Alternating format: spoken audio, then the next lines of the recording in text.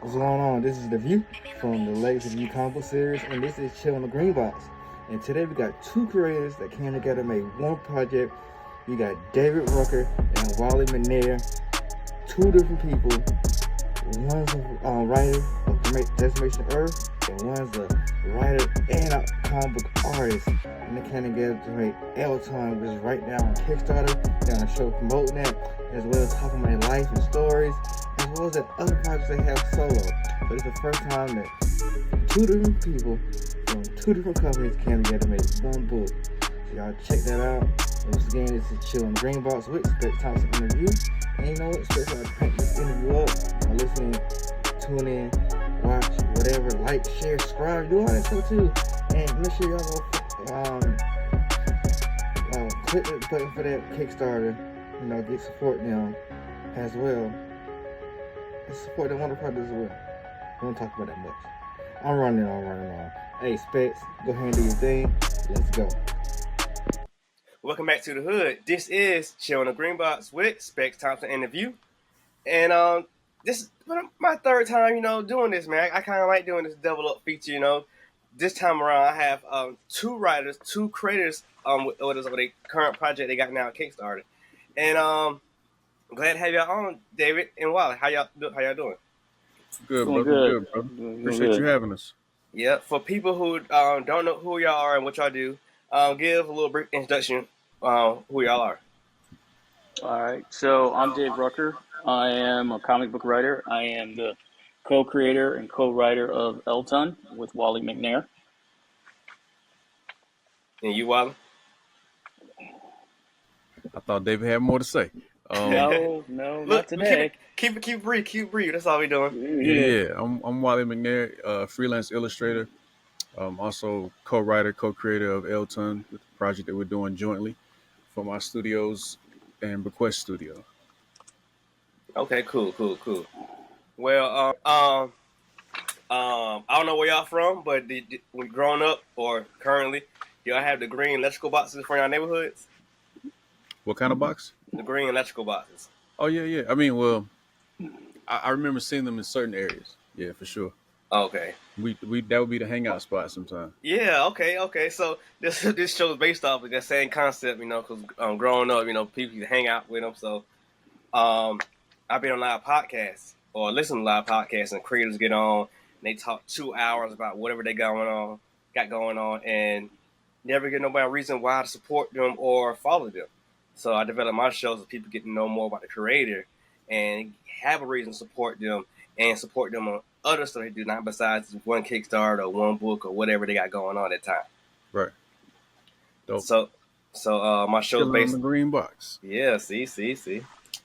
My show's based around that same concept, like comics and music, and it's in 4 different segments. And my first segment is called Breaking It Down, because we was on that Chillin that Green Box. You wrote down dreams, concepts, ideas with your friends, amongst other things.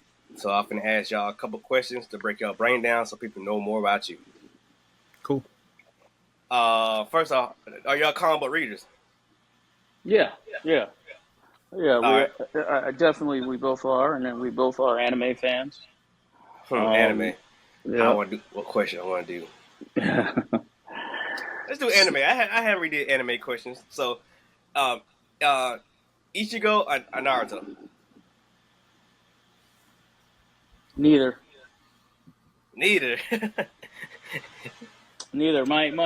I have twin 16-year-old boys, and my one son Ian is a Bleach fan. He's a huge Bleach fan. Him and his brother Quinn were heavily into Naruto, and I would watch it with them as they were younger. And I do watch Bleach with Ian, but I'm not really into Bleach or Naruto. Oh, man. Man, listen, I'm Dragon Ball all day. Yeah. Yep. So, but because you gave those options, I will pick from the two, and I'll take Naruto. But I stand on Goku. I stand on. Okay. So who's a? So when you say Dragon Ball Z, y'all mean like Dragon Ball Z, Dragon Ball GT, all that good stuff, or just Dragon Ball Z in general? I mean, you can take GT out other than the Super Saiyan, the transformation. All right. But so who's a better, series rival to Goku? You want to do Young Child or want to do Vegeta? Oh, Vegeta, hands down. Yeah, Vegeta. So Young- young John Dragon Ball, he wasn't, I mean, he Young was cool for that time. Yeah. You know what I mean? But we talking about longevity and character Yeah. development, then we definitely got to go to Vegeta. Yeah, Vegeta, okay. because Yamcha's a punk. Okay. He's trying to He's stand a on straight. business. He did try. He did try. I'll give him that. He did try, but if you stay with the true Dragon Ball, he talked a good game until it came to Goku. He beat Goku first time. He beat him the first time. Yeah, that was baby Goku. That was That's what I'm saying, baby Goku, right? Yeah. And then even after he got taken out by Vegeta, and when they came back, he wasn't rolling with the Z Fighters. Well, you imagine winning your fight. Everybody else dying around you. You win your fight. You all good. Then somebody jump on your back and to blow you up. and eventually take your girl. That is kind of crazy. That is kind of crazy. I know. Yeah. I know. And have kids. And have kids. Right. Yeah. Nah, I mean, I'm too cool, man. I mean, on fighters, he's cool to play with from time to time on fighters, but nah, it's Goku Vegeta all day. Yeah, I give you that on fighters. I haven't played fighters actually, but on Tenkaichi, yeah, I actually playing that Wolfang Fist combination. Messing with every time. For sure.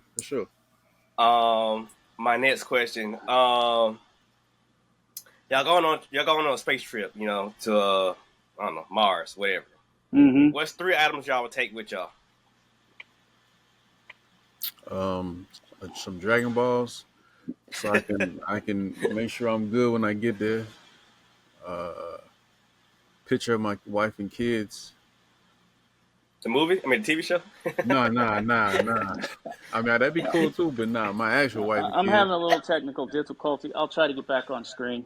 Okay, you good? Yeah.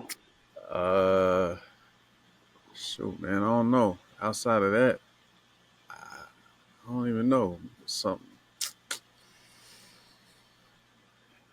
No electronics, no nothing?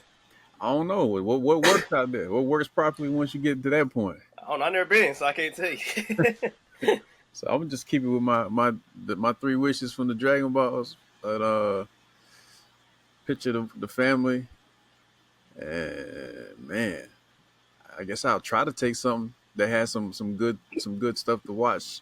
Download it to it, some sort of device. Hopefully it work out there. Okay. What about you, David?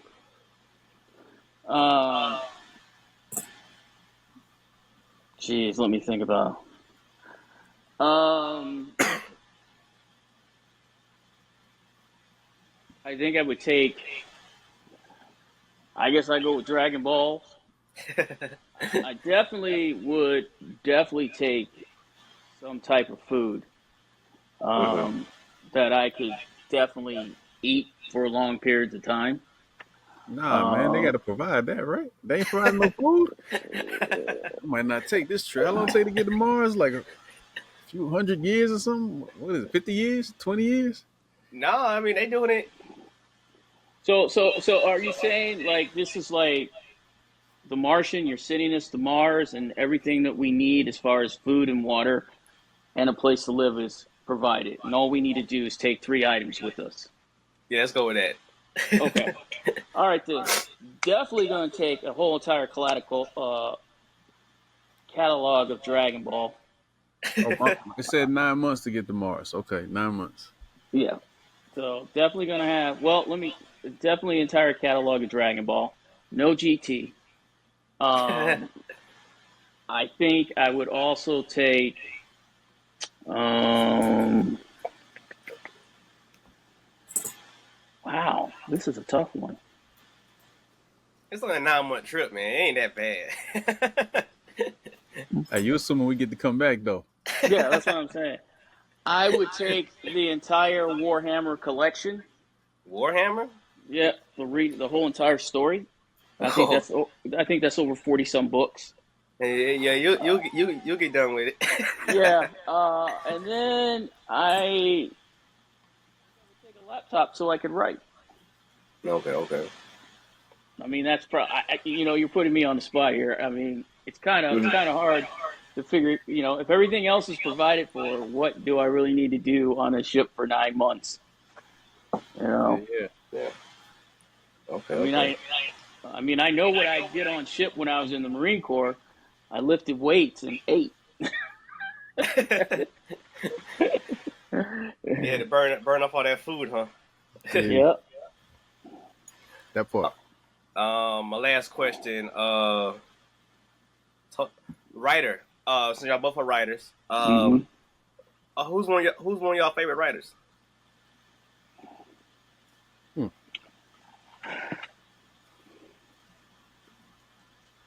Well, I'll let you go first.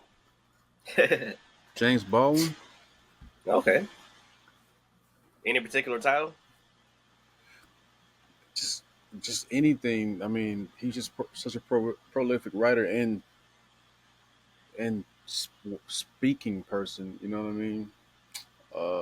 So nothing in particular. Just his catalog. Um,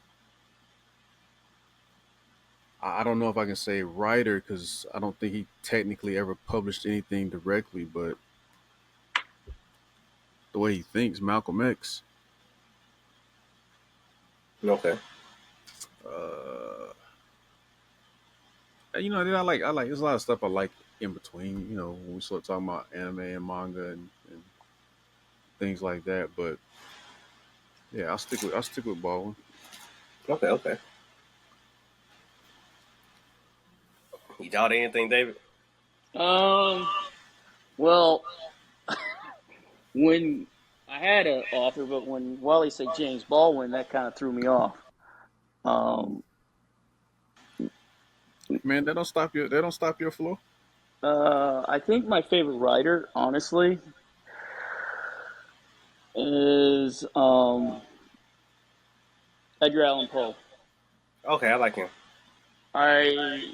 I grew up reading his stuff all through high school. Edgar Allan Poe, and I guess Stephen King. Okay. Telltale Heart. You talking about that type vibe? Yep. Yeah. I can dig the Red Mask, the Rue Morgue. What's the one with the hole in the wall? That's the Telltale Heart. Okay. Is that the Telltale Heart? It was on the floor, I think, in Telltale It was Heart. on the floor. It's on the floor. If you really want to experience Edgar Allan Poe, and get an idea of how his stories flow, watch The House of Usher on Netflix. House of Usher. Okay. Yeah, basically every episode is based off a story by Edgar Allan Poe. Okay. Okay. All right. That's all I got for that segment. Goes to my next segment. It's called the back issues.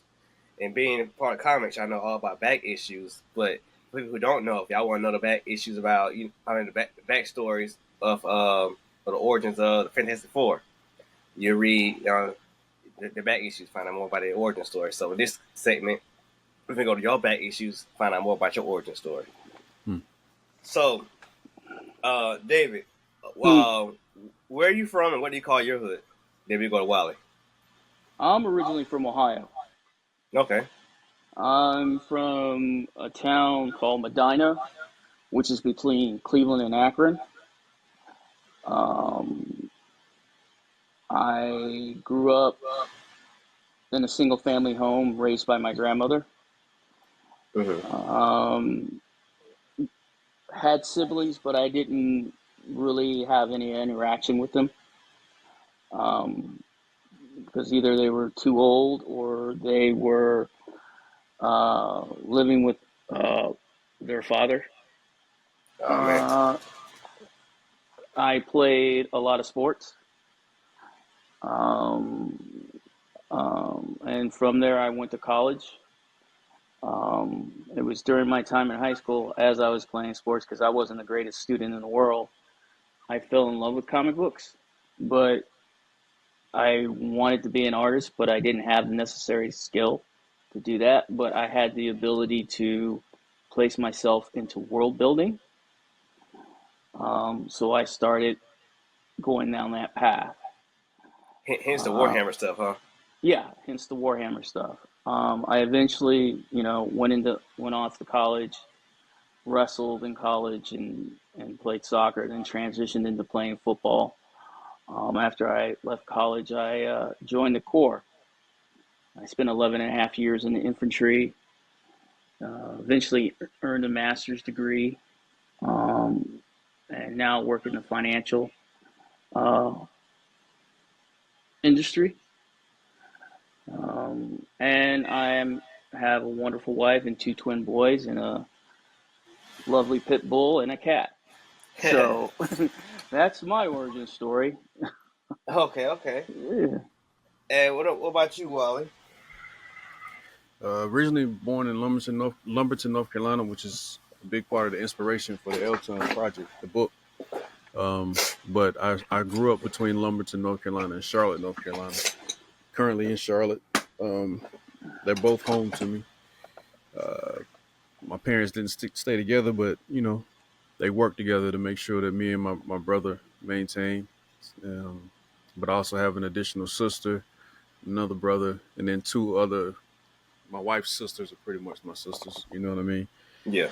But yeah, man, I grew up South Side, Lumberton, North Side, Charlotte. Green boxes, trailer parks, projects. You know what I mean? A lot of community, a lot of learning how to maneuver in the streets. Then started understanding, in part because of some of the older cats around me, that I needed to utilize the gifts that was there, the ability to draw and tell stories. Like, yo, do something with this. Don't just throw it away. You know what I mean? So Yeah. Between that and just my hard-headedness, not wanting to take no for a reality, saying, nah, I can make something out of this. Started getting active and moving around and trying to figure out what I could do that would be a different path. You know what I mean? So a lot of that led to where we are today. Okay, cool. All right. Y'all listen to music? But of course, Yeah. I was just blasting Vince Staples on the way back to get to this interview. Okay. What song or artist got y'all into music or like in a certain genre? Outkast is my favorite group of all time. But I mean, my parents listened to a lot of soul, a lot of hip hop. Early hip hop was what they was on. Introduced me to certain things. I first found out about Pac through family. You know what I'm saying? But then I found Wu-Tang and Outkast and Biggie and Nas, and it opened up a whole nother idea of what creativity could be. But then also got put on to like Jamiroquai and Red Hot Chili Peppers, and started expanding into just the sound of music in general and what music is. But Outkast hands down made me look at everything differently, including myself, because they were from the South. And even though there were Southern groups before them, they were the first one that resonated with my demographic. And we took a lot of pride in knowing that they were Southern cats that can really rhyme, you know what I'm saying, and tell stories and everything. So. Okay. You, David? Well, mine is the opposite of Wally. So where I grew up, it was, predominantly white. Was it Royal? What? Was it like a rural area? Like farmland? Yeah, well, I call it a city, but my wife, who's from Cleveland, calls it farmland because she's a city girl. A lot of corn? Well, yeah, there was.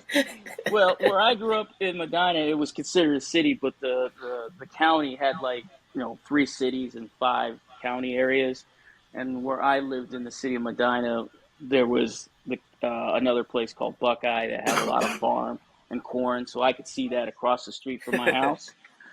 Yeah, but I grew up in a predominantly white area, and my experience with music growing up with my grandmother was she was into the Ink Spots, Nat King Cole, Fifth Dimension, Okay. Tom Jones, Ingeborg Humperdinck, Count Basie. So from there, I grew into that music and into that genre, and then eventually, somehow I got into heavy metal, um, and I became like Anthrax was my band because it was a thrash metal. I think it was eventually when I got in high school that I got introduced to NWA, and from there, from NWA, it was uh,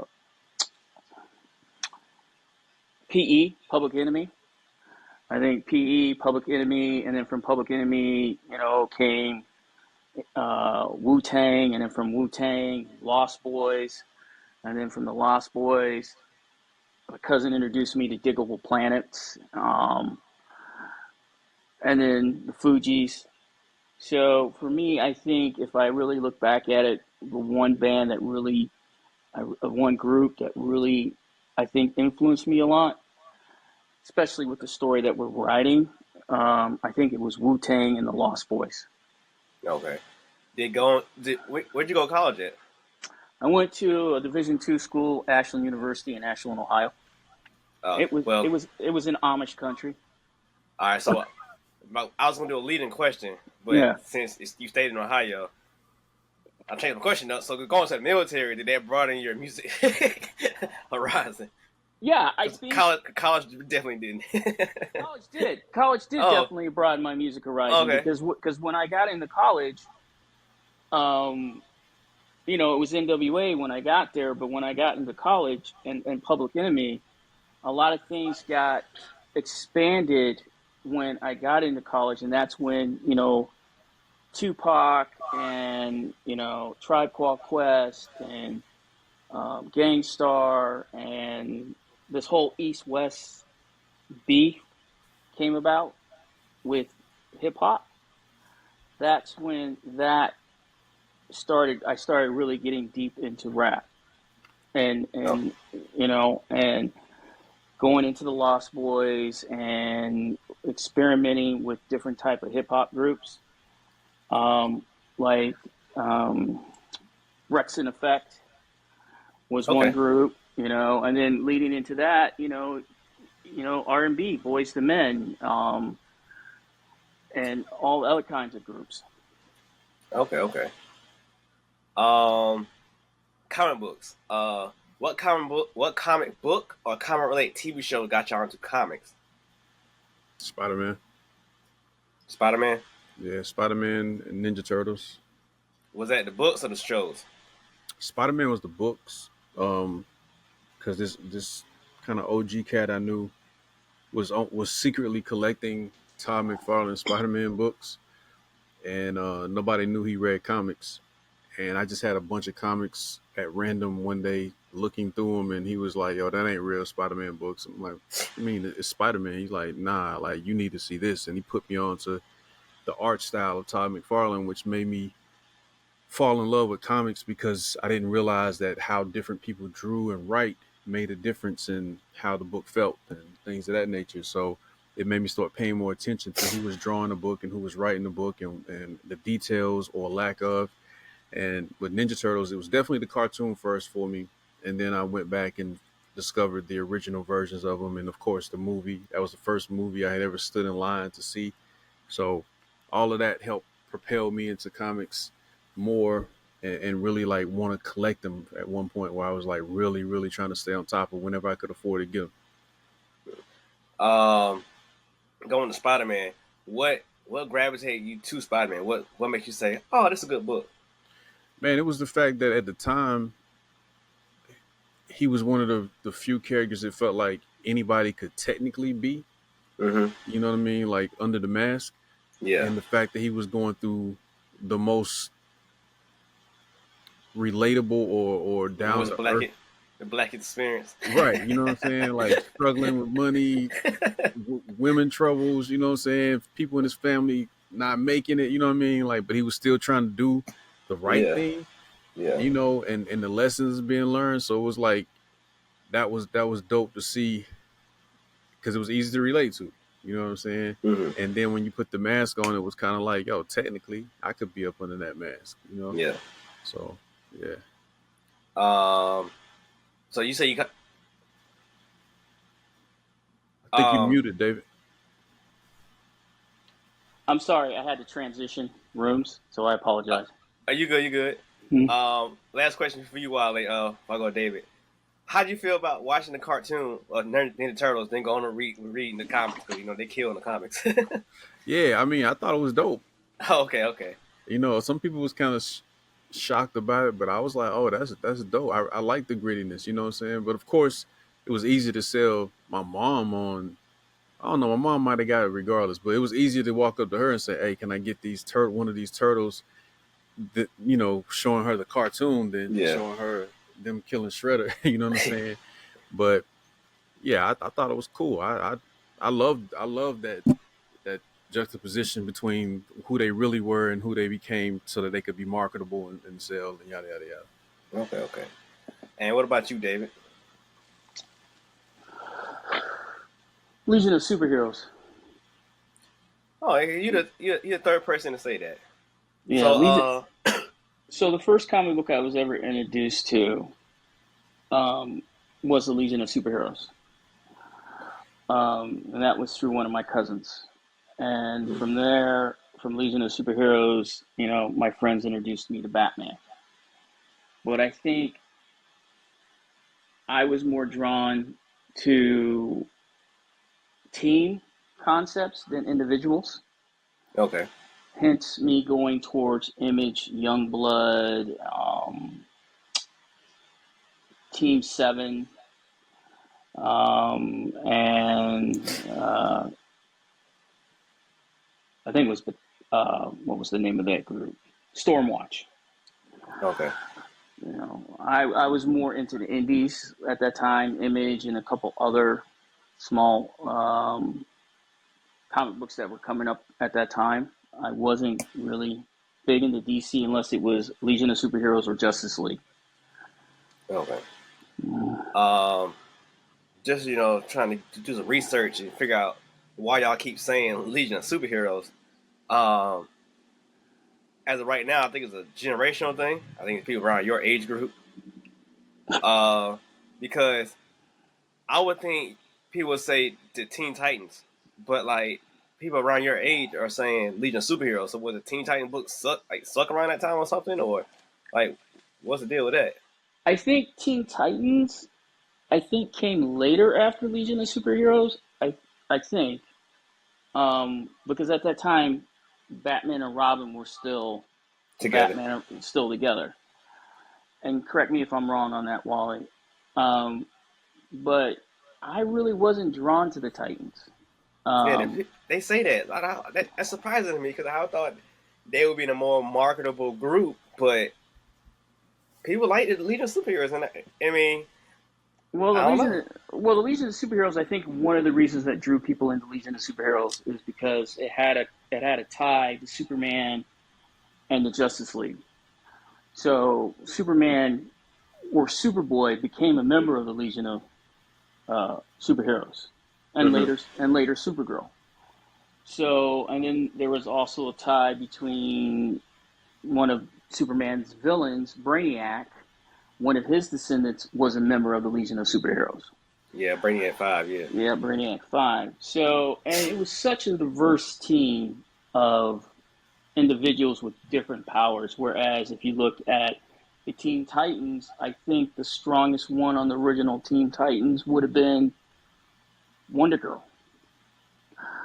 Or Aqualad, depending on who, I guess. Yeah, Aqualad or Wonder Girl would have been the two strongest members on that team. But if you look at the Legion of Superheroes, you had Lightning Lad, you had Saturn Girl, you had Cosmic Boy, you had Star Lad, you had Wildfire, who else? Sun Boy, Matter Eater Lad. I mean, you had some heavy hitters on that team versus the Teen Titans, in my opinion. Okay. Did I lose you on that one, Wally? Yeah, I don't know too much about that squad. Yeah. See, I never knew about them. My first introduction, the comics, I probably knew, like TV show wise, yeah. the comics was Young Justice. So I had Superboy, Robin, and Kid Flash. Well, Impulse. I think it was Impulse in that book. Mm-hmm. Later on, I got into the Titans, but they was like characters I'm not familiar with. Just at the time, they wasn't the ones from the TV show. I think the only one from a TV show on there probably was maybe Raven. Maybe Raven and Starfire. Right. But not know who Starfire was and Raven, it don't mean nothing. But I don't think neither Robin was on there because I think Dick Grayson was doing something else, and of course Tim Drake was on Young Justice. So it was weird. Well, when Dick Grayson joined Teen Titans, he joined under Nightwing. He didn't join as Robin, I think. Well, the time I got there, yeah, he was already Nightwing, and Tim Drake was the current Robin, but he was on Young Justice, so yeah, they didn't have a Robin. I think they were using maybe Speedy as their Robin or something crazy. Right. And don't get me wrong, when my sons got into Teen Titans, that's when I started watching it on TV. I mean, I was familiar with it. I mean, Teen Titans. But yeah. Okay.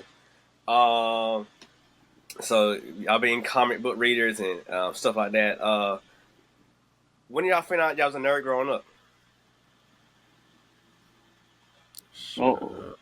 I mean, I was able to walk the fine line. I didn't realize that, the cats around me, the way they defined the nerd was a little different than what we look at today. Mm-hmm. Mm-hmm. But I always was able to kind of walk amongst both worlds. I was able to hang out with the quote unquote street cats. Yeah, and same here. The cats who was into the comics heavy and whatever. But even those cats at the time didn't recognize themselves as nerds. They just knew that they were a little bit different than the so-called cool kids. You know what I mean? Yeah.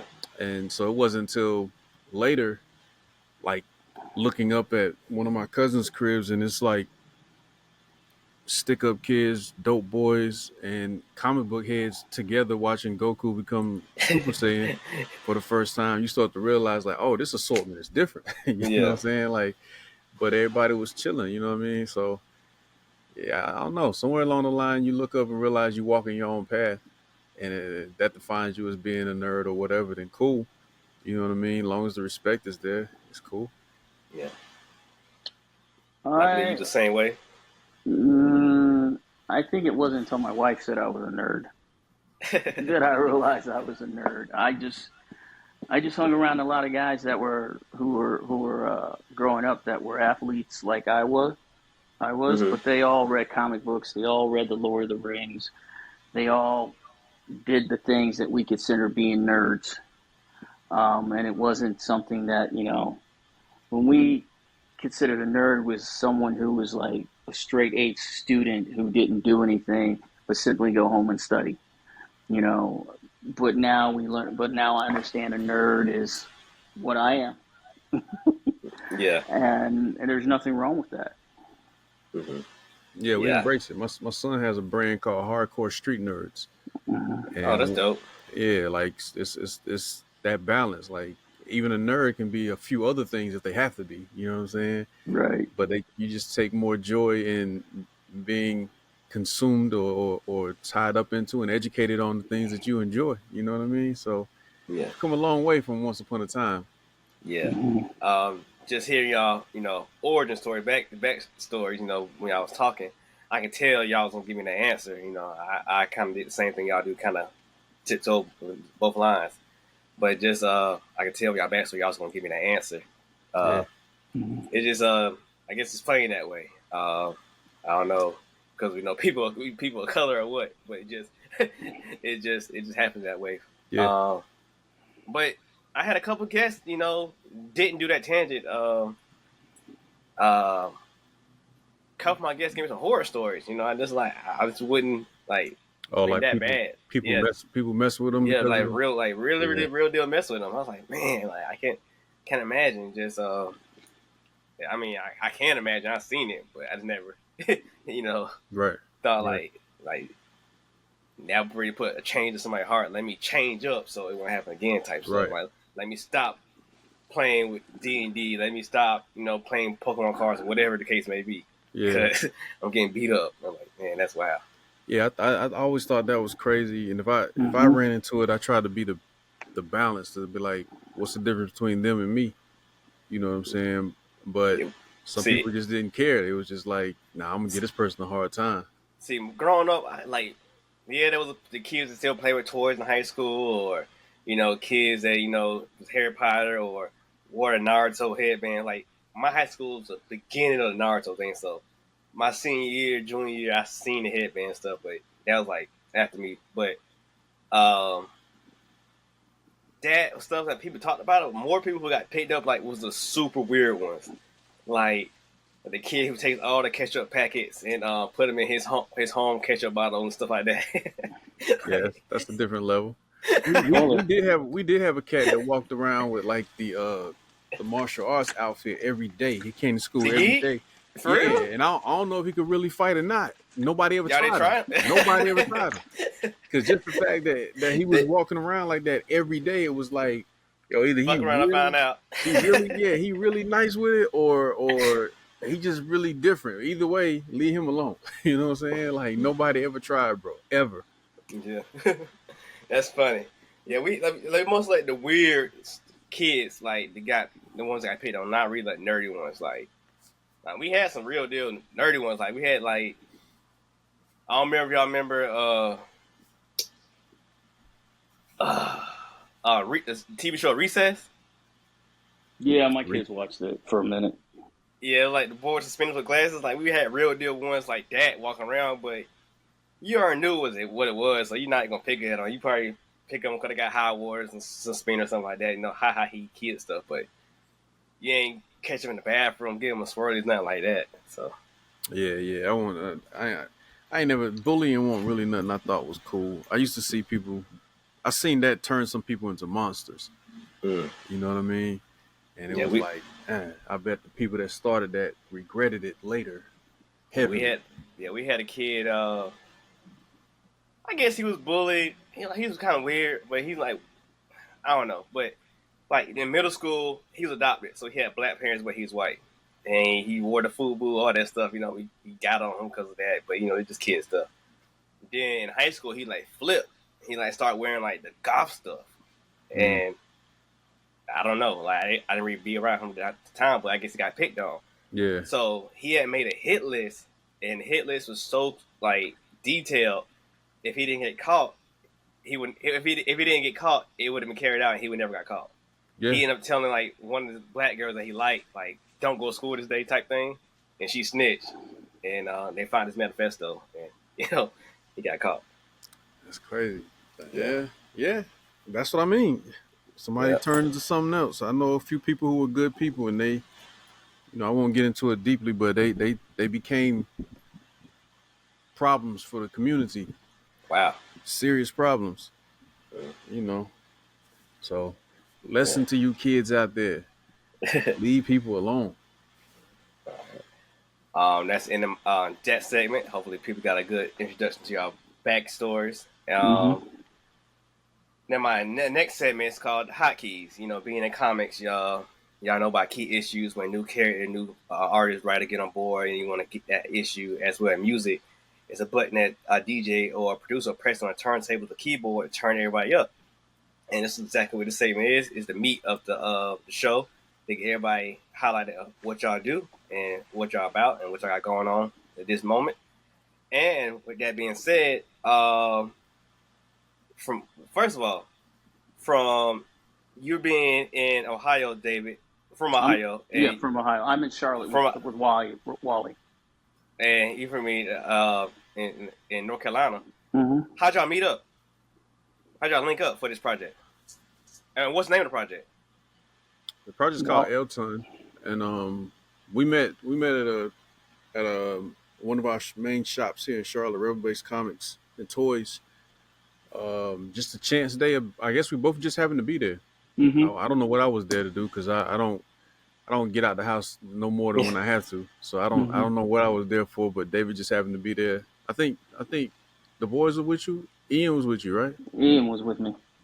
Yeah, and I don't know if someone told us to chop it up or if we just overheard. I can't remember. I just know we ended up talking, Hmm. and that led to a conversation about what he was doing, what I was doing, and he was working on a book, his book, Decimation Earth. I Um, know that. I heard that book. Do I have that book? you I don't might know. you might have supported it, yeah. So he ended up going on the road with me a little bit to a few events. Fayetteville, North Carolina was a show I was at. And he came through, and we just ended up chopping it up, man. Like kind of building on the foundation of what this project could be, and we just built it up from there. But that was probably a year or so after our initial conversation and just meeting and starting to chop it up a bit. Um, this y'all first project together? First, yeah, creator owned project. I mean, I've done like variant covers for his books, and we always chop it up about projects that we're working on separately. But this is our first, like, let's sit down and do this in full. Yeah, First of Okay. many. First of many to come. yeah, All right. indeed. And you said it's called Elson, right? Yes, sir. Well, where did the name come from? So the name is a shortened version of Lumberton, which is where I was originally born at.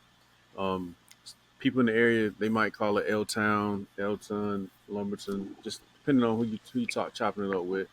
But I just wanted to shorten the name, and because the book itself is about, we follow a main character named Jamal, but the story builds on the city. The city itself is a character, and everything that moves in the city is a part of this story. So, but Jamal is the main person that we follow in the beginning, especially. We like to say it's a combination of HBO's The Wire meets season one of Daredevil on Netflix. Okay. So you got your street level gritty crime story that also ties into community, and the question that we pose to people is how much is too much to sacrifice to save the people in place that you believe in and love. And that's kind of the foundation of what we see Jamal dealing with as he becomes this character called Remnant and maneuvers through the obstacles of doing what he feels like is necessary to save the city. Okay. Is it a single issue? Is it a full volume or ongoing series? What is it? Well, the Kickstarters for issue number one, we have the first story arc is a 6-issue story arc, and we've already laid out plans and blueprints and things that we want to do way beyond that. We're kind of building out all the side quests, the main quest, and a few other spin-off games and episodes that we want to get into as this story continues to develop. Okay. Um, and you wrote projects by yourself, right, Wally? Yeah, we both have separate projects, of course, that we've done as well. So how was it doing a project with another writer? How was that for y'all? Part of it was easy because I didn't have to type a whole lot. Like me and David spent a lot of time just talking and building on where we want things to go and making notes. And then he'll take that, put together a script, bring it back, and then we kind of edit back and forth, have another 3-hour conversation, make changes, edits, take that back. Then after I think we got it perfect, David goes secretly do some more typing and then tell me, hey man, I just added 12 more pages. Go back and check that out. So that part is pretty comfortable for me. Is a lot of my focus is certain details in the story, the dialogue, trying to make sure certain things are authentic. You know what I mean? And we both bring certain to the table when it comes to certain aspects of the city, the characters, Jamal's life, the military side. David has a much greater understanding of what's necessary to keep that authentic. The human side we both contribute to, and then certain aspects of him growing up in the world that he grew up in, the neighborhood he grew up in, comes from me or certain people from my circle. Like one of my cousins is also a key part of his personality and who he is. So just making sure that those elements are there. You know what I mean? So we do a lot of back and forth conversation before anything is even typed. The biggest part for me was just falling back and letting Solomon, the artist, do his thing, but that wasn't as hard as I thought it would be. This is the first book that I was a creator on that I didn't draw. So, but Solomon's so good at what he does, we didn't really have to have too many conversations about anything. Just send him the script, and if there's anything need to be changed, send him a quick mock-up of it, and he'll make it better than what I sent over. You know what I mean? So it's been pretty smooth for me. What was the decision for you to not draw? Understanding that you can't do everything, and what we were coming up with, I felt like it was too good to just let it sit for another couple of years before I could even try to get to it. Okay. And so immediately we started discussing what it would take to try to get somebody else on it, and finding an artist that we felt solid about and getting it into motion, because we knew we have something solid. We just needed to get it in motion and get it going. So it's been a journey to even get to this point, but we're here. Yeah. And David, what did you lack that Wally brought? Because I know y'all got pretty sure two different writing styles, I guess. Because I'm pretty sure Decimation of Earth is more a militaristic type of book, if I remember correctly. Decimation Earth is more of Decimation. It's more of a dark noir horror. Yeah, it's more set in the H.P. Lovecraft cosmic Lovecraft. Lovecraftian universe. So I think where Wally had the strength is organization of ideas.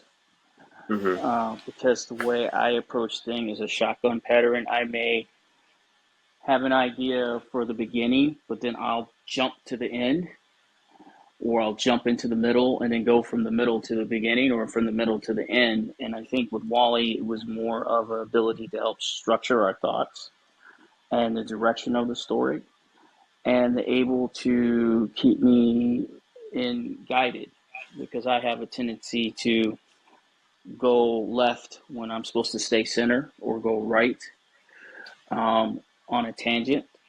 There's been a couple times in the story I think Wally's had to pull me back in because sometimes the characters will start talking, and I will, as a writer, characters do start talking to you. And sometimes it feels right, but sometimes it feels like, well, that's something we could hold for later.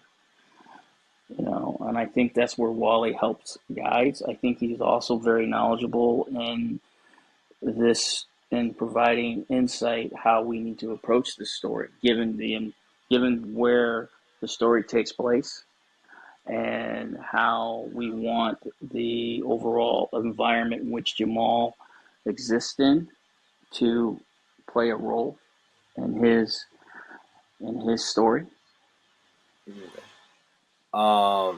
I know previously you said you like more team books. With this book, while Aya said something about community.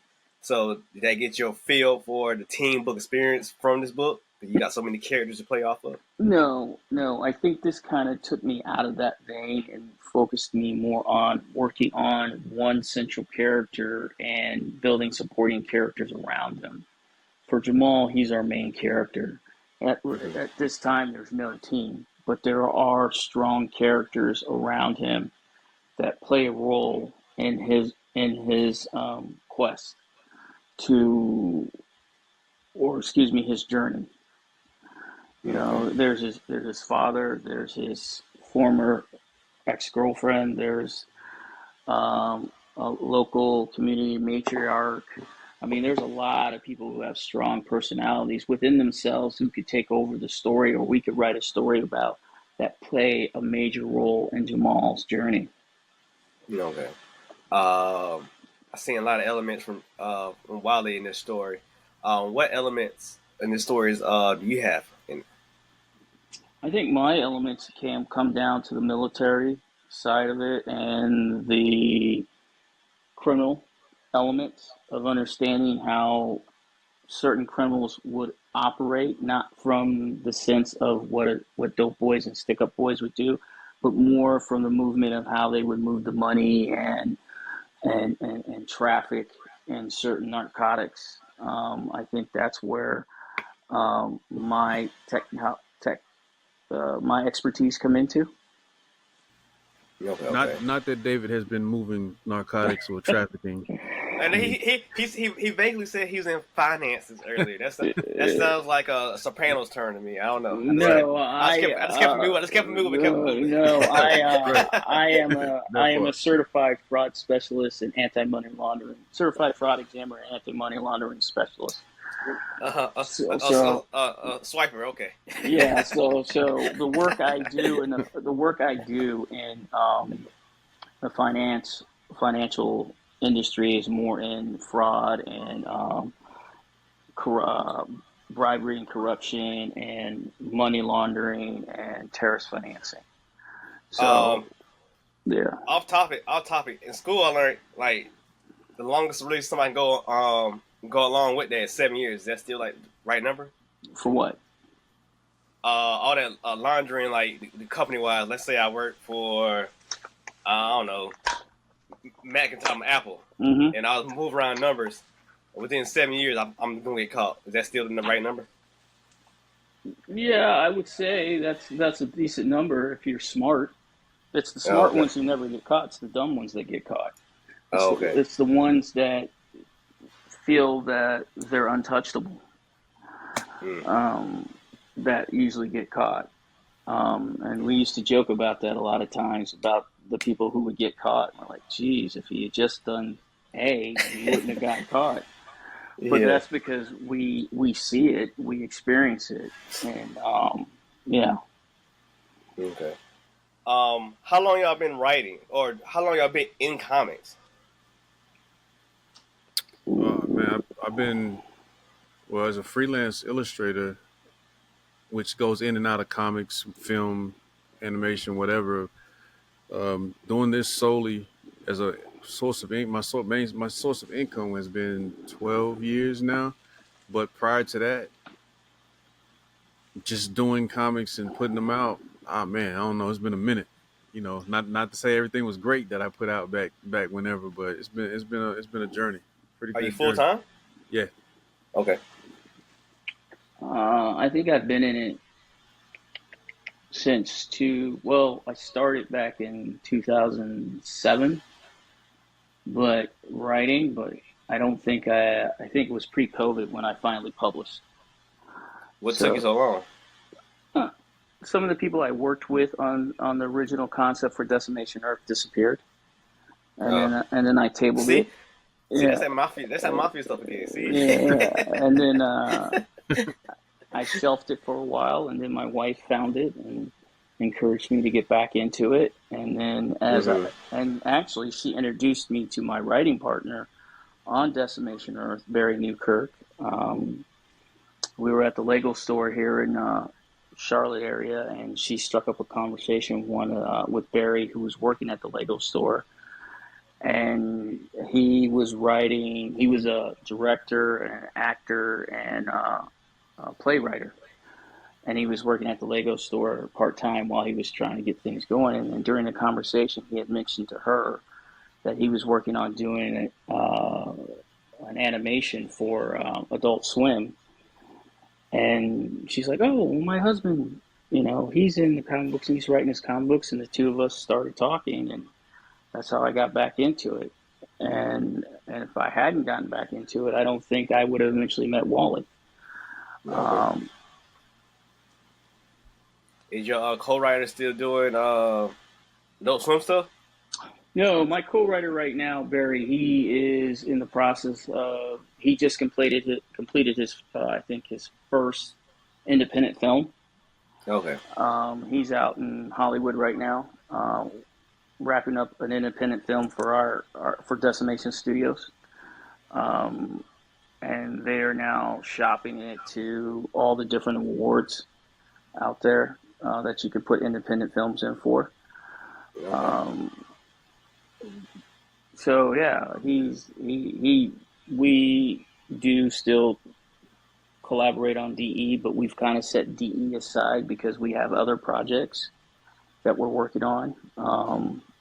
Like Elton right now is the front and foremost project in my mind with Wally, because I feel Elton, we have something here that we can definitely grow with. and eventually I'll go back to DE. But I think Elton is one of the projects, along with the project I have with Grimcore Studios, that are really pushing my writing ability. I think this one here, Elton, is really pushing me to write and think out of the box. What made this book different from y'all separate or previous projects? For me, most of my projects prior to this, except for the 2 graphic novels I'm working on right now, King Supreme and Super Bastard, most of those books were completely left of traditional superhero type projects. This kind of brings me back into that arena, even though we don't consider Jamal a superhero per se. He's more of an anti-hero, more of a vigilante type character, but it brings me back into that arena a little bit, but also just the many layers of character development and storytelling, and the journey you go through with these characters is a huge part of this whole project. So some of my other stuff, it was a little more surface based, or it was some elements to it, but this goes into a different arena, just in the type of writing and the way that you kind of have to go on this journey to understand what makes these characters tick. You know what I mean? So it's a much deeper exploration. I guess that's where David's world building come into play for that. Indeed. Okay. King Supreme, that's a yellow and black superhero, right? Well, the version that I'm working on, Danny had a prior version who was a young white fellow.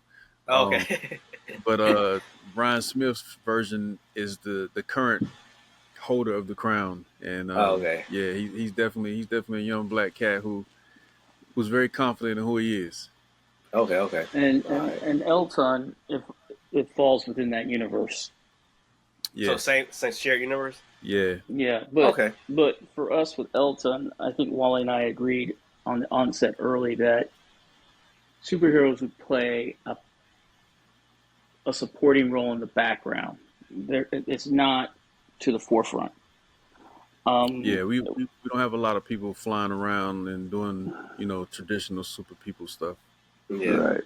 Yeah, I got the same concept in my universe, the same way. Like they're there. Like I got a firefighter story I'm doing, and they're basically going to the events that the superhero battles was going on. So like it's a fight that's happening on a bridge. So they got this thing. So the superheroes are fighting like out there, and they going to the bridge to save the people who's getting in the fires and the crash and stuff like that. Right. Like I guess damage control did. I guess. Yeah. Yeah, we're trying to be very intentional with keeping that. Yeah. Go ahead, Dave. I mean, I kind of look at Elton and is King Supreme in Elton is like Dr. Manhattan to the Watchmen. Okay. As of right now, unless things change, I think the only person who has that traditional quintessential superpowers in this universe is King Supreme. And even with that, King Supreme does not play a dominant role in this universe, from what we've talked about. Yeah, like you'll get the understanding that he exists, but he's not showing up to handle the basic everyday situation. You know what I mean? Somebody getting into it or nothing like that. Like, but you'll be aware briefly that he exists. And then it's not really a subject too much more outside of somebody in the background mentioning something here and there. That would probably be the most, The basic Superman complaint, right?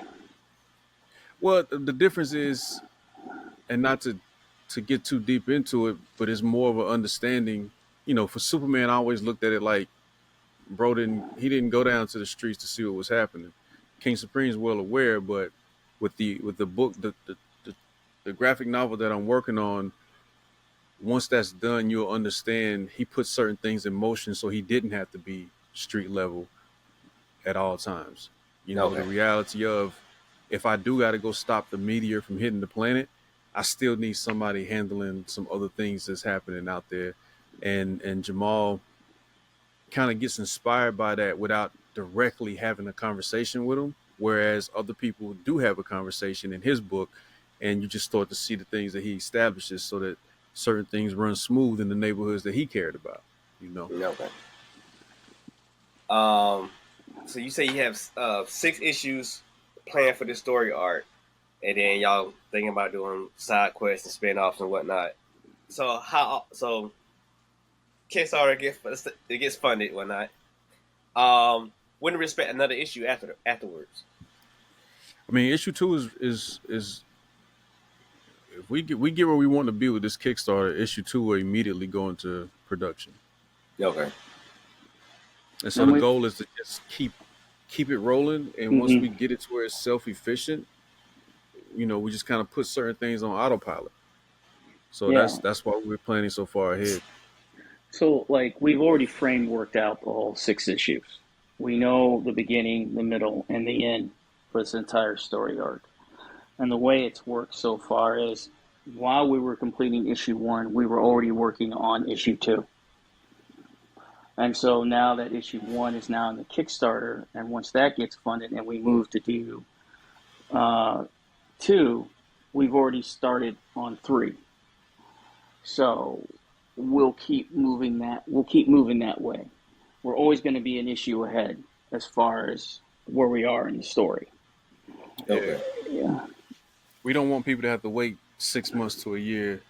And I understand why that happens sometimes when you're independent. You're trying to get everything in place and yada, yada, yada. But we would like to have it in a place where outside of the time to actually print and finish producing certain things, there's a short window of wait to get this next issue and this next issue and so on and so forth. You know, if we get it where we want it to be, you could end up with the full book within a year, the first story arc within a year. So you know what I'm saying? Okay. I got a little preview for the book. I think it was about 12 pages. I was sent. The first couple of pages, artwork reminded me of the Static Shock book. Am I correct, or I'm just looking at it a certain way? You talking about the current Static Shock? Yeah, the one by Nicholas. Nicholas, yeah, private. I can see that. I mean, Solomon is definitely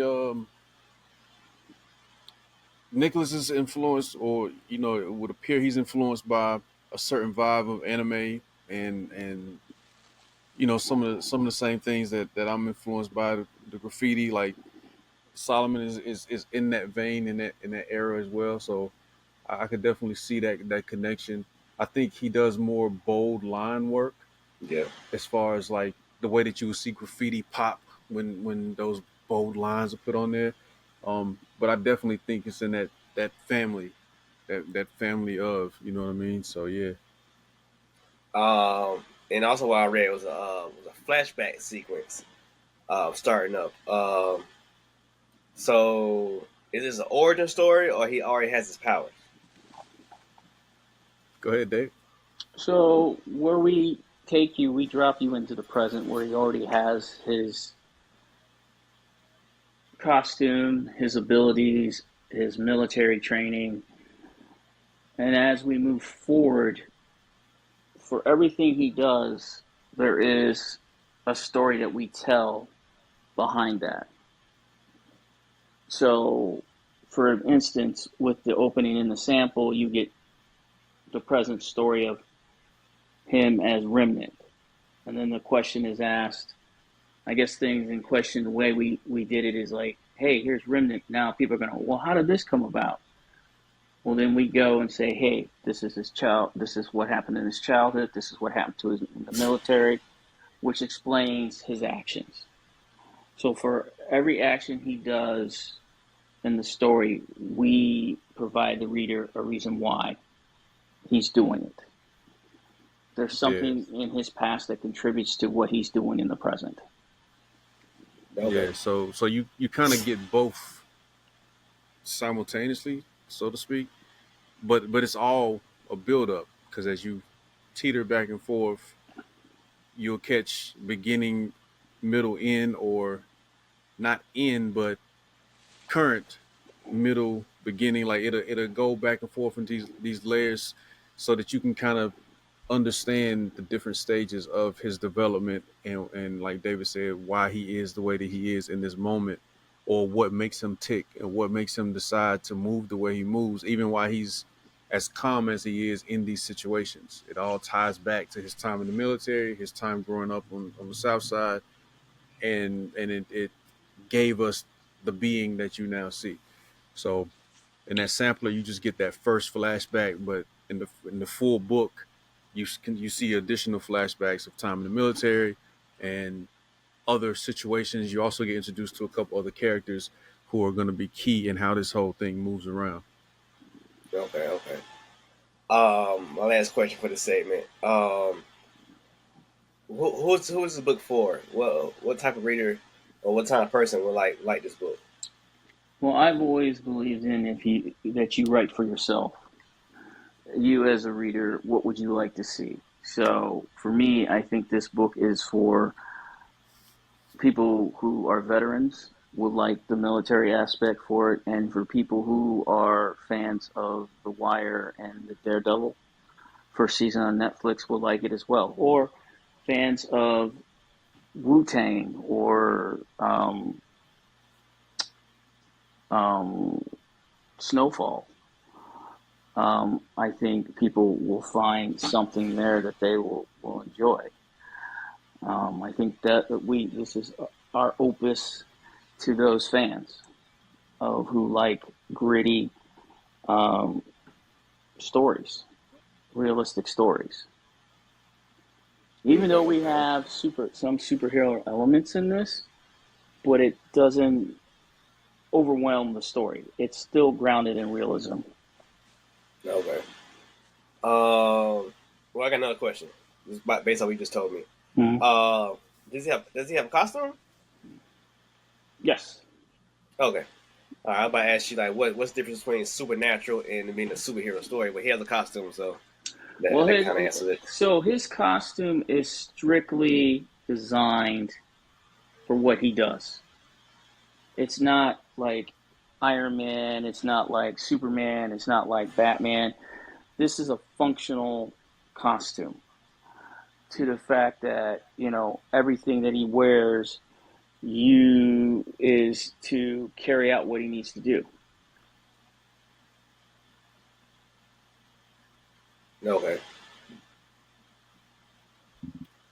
Yeah, it's a very tactical costume. Every piece of it is put together for a reason, which is mainly to give him the protection and mobility he needs to be able to move and function. See, when I read this, it's funny. David brought up Image Comics.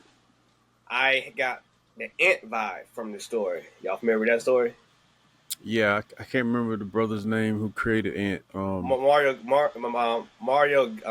Gully. Yeah, You talking about Ant, the female heroine? Yeah. That's what vibe I mean, just from this image right here, the child and the grown up, and then how y'all flash back to him as a child. I said, oh man, getting that vibe. That's why I asked you how does it take place, because in the original Ant story, she manifests herself to be Ant until they changed it on her. Right. Yeah. Plus, I think if I remember correctly, it was very street level situations in that book too, wasn't it? Yeah, she. Yeah. She was a stripper. Well, that's in the man, it remade it. In the beginning, she was a little girl, and she wrote out how she's going to become the Ant because she was tired of her dad being in situations with the police and getting profiled and stuff. I think he ended up getting arrested. So she wrote verbatim how she would become a superhero, and it had little flashbacks to her in the future as a superhero. But she said, "I'm going to do this and this and this to create this and this to become the Ant, because this and that," and she actually did it. But then the remake was, she's grown and all that other stuff. Yeah, I think I have the remake. Yeah. I got the first 2 issues of that. Yeah. So yeah, I mean, I hadn't read the remake, but the original story drew me into it, and I was like, man, that's dope, you know. But yeah, I interviewed that guy, so I mean, maybe y'all see the interview after this year or before this air or whatever. But Yeah. and he tells his story about it. But yeah, it's crazy. I mean, it's what they do when you give it up. You know, another ironic thing. Our character Jamal's last name is Thompson too. It's good. It's a good name. It's a good name. Indeed. But, going to my last segment, it's called digging the crates. Going to the comic book store I met in. You dig in the crates, find out old issues of Legion of Superheroes and Spider-Man and whatnot. As well, music. You dive back into get some old school, heavy metals, in there and Anthrax or some Wu-Tang and stuff like that. So just going through this interview, I give you one question each and like a group question for both of y'all. First with David. You play Warhammer and whatnot. I don't play Warhammer. You read it, yeah. and if you had to do a game based on a concept you want to, or book, would you ever do that since you like world building? Actually, we have talked about doing our version of Warhammer through Decimation Earth. Okay. We have such a universe and such a plethora of characters that we could create a universe with Decimation Earth, with the type of characters and creatures and in that universe that we've created with DE. So yeah, we could create an open space video game, or we could create an RPG with Decimation Earth. Okay, cool. For you, Wally, is it so? You did a lot of freelance work. If you, I guess, got work from one of the big 2 or whatever, what project you want to draw on or make a project for? As far as DC and Marvel, either Miles or traditional Spidey would be take that out the list type thing, but at the same time it would be I would take something else just for the challenge of doing it too. If it was at DC, just from a drawing perspective, like, oh, this would be cool to draw, either John Stewart or Batman probably. Okay, or Nubia. I wouldn't mind doing something with Nubia from DC. Okay. For me, it would be, I think I would go Werewolf by Night and G.I. Joe. G.I. Joe? Are you currently reading that? No, I haven't read the Skybound. I collected Marvels, but I haven't read the Skybound version. It looks like, from what I've read about it, it looks like they're doing a good job with it. But yeah, if I could write, it would probably be 3 titles actually. It would probably be Werewolf by Night, Team 7, and G.I. Joe. All right. Would Elson be animated or would it be live action? I was getting the opportunity to, like, Netflix or Amazon picked it up. We've talked about this, and I think we would love for it to be live action, because I think we could do, because there's stuff that we've written that Wally and I have pulled out because we're like, if it was live action, we could get away, we could tell it.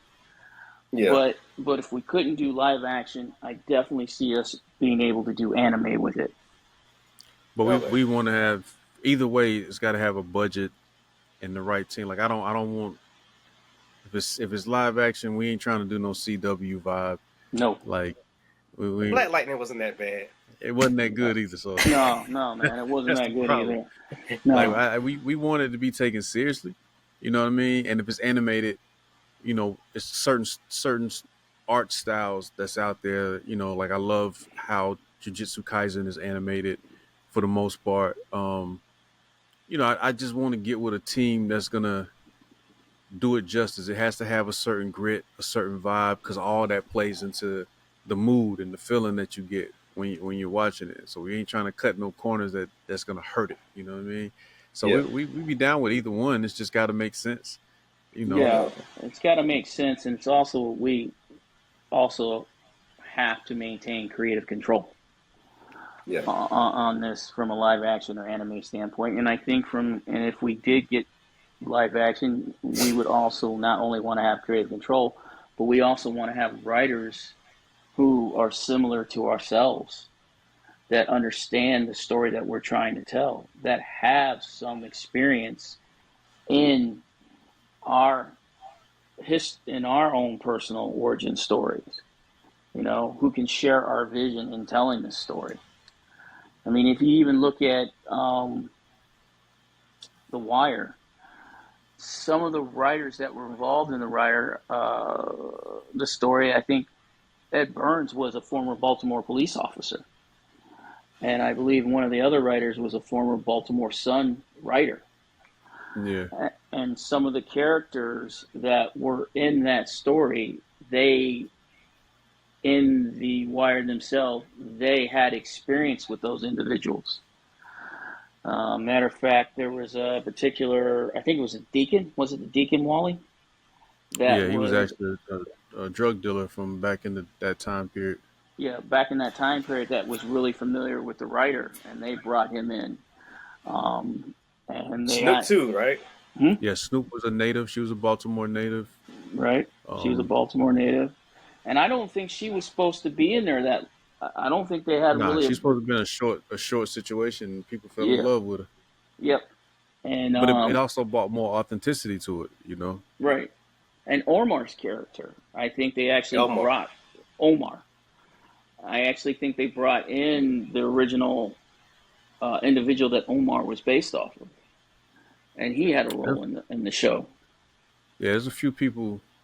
And some people were meshes of multiple people, so it's that type vibe. I mean, even with the Kickstarter, one of the perks that you get for supporting it is any level that you pledge, you'll get a soundtrack that's music from people from Lumberton and surrounding areas. Because again, keeping that authenticity there, and the ability to cross promote. You know what I mean? To say, hey, if you're not familiar with these artists, or if you're not familiar with some of the sounds that's coming out of North Carolina, here's an opportunity, especially from the Lumberton, Fayetteville, Fairmount, Red Springs, and that's something I want to keep going with every book. Those elements that touch down with people from the area, so that you can really get an understanding of what life is like in those places. Yeah, I did something similar to that in my book too. I got I'm from Augusta, Georgia, so I got TK Kravitz in there. Georgia got Jacquees, and I did the same thing. Blue, who they are, whatever. Then people who don't know, we can't see it on camera. Right. Some of the accolades. So right.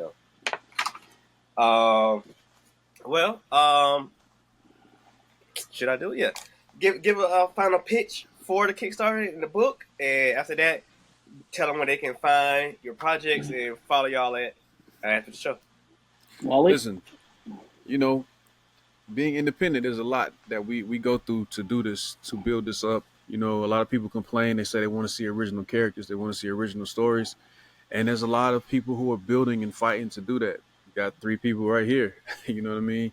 So whenever the opportunity comes, if it's not your cup of tea, just share the word, spread it to other people, because word of mouth helps a lot.